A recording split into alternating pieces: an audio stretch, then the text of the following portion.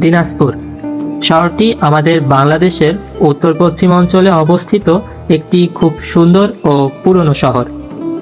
এটি পূর্ণভাবা নদীর তীরে ধীরে ধীরে গড়ে উঠেছে। এ শহরের ইতিহাস অনেক পুরনো, প্রায় হাজার হাজার বছরেরও বেশি।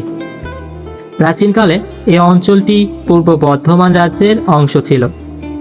তখন থেকে এখানে মানুষের বসবাস, আর সময়ের সাথে সাথে এটি একটি গুরুত্বপূর্ণ জায়গায় পরিণত হয়েছে।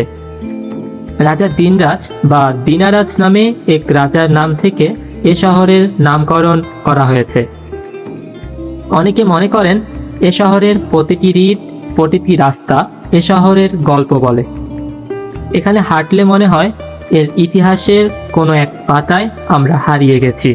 ব্রিটিশ শাসনামলে 1786 সালে দিনাজপুর একটি জেলা হিসাবে পরিচিতি পায়।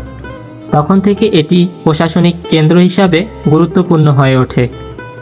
শহরটি ধীরে ধীরে আধুনিক হতে শুরু করে, কিন্তু তার পুরনো ইতিহাসকে সে কখনো ভুলে যায়নি। পুরনো দিনের দালান কোঠা আর নতুন দিনের আধুনিক স্থাপনা মিলেমিশে একাকার হয়ে গেছে এ শহরে। দিনাজপুর নামটি শুনলে আমাদের মনে ভেসে ওঠে রাজা বাদশাদের গল্প, পুরনো দিনের জমিদার বাড়ির ছবি আর স্নিগ্ধ এক পরিবেশের কথা। এই শহরটি সত্যি সত্যি তার নামের মতোই রাজকীয়। ইতিহাস ও ঐতিহ্যের জন্য এটি সবার কাছে একটি কৌতূহলের জায়গা। শহরটির প্রতিষ্ঠা নিয়ে অনেক গল্প প্রচলিত আছে। সবচেয়ে জনপ্রিয় গল্পটি হল রাজা দিনারাজের। তিনি ছিলেন একজন শক্তিশালী ও দয়ালু রাজা। তিনি তার রাজ্যের মানুষের জন্য অনেক ভালো কাজ করেছিলেন। তার নামকে স্মরণীয় করে রাখতে এই জায়গার নাম দিনাজপুর রাখা হয়।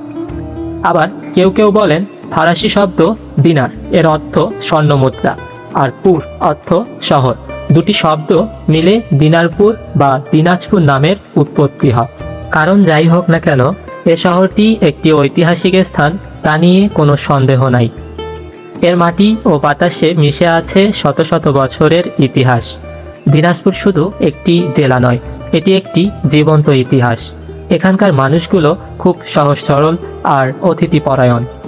তারা তাদের শহরের ইতিহাস ও ঐতিহ্য নিয়ে খুব গর্ব করে। নতুন প্রজন্মের কাছে এ শহরের ইতিহাসগুলো তুলে ধরা আমাদের দায়িত্ব, কারণ এই শহরের ইতিহাস মানে আমাদের দেশের ইতিহাস।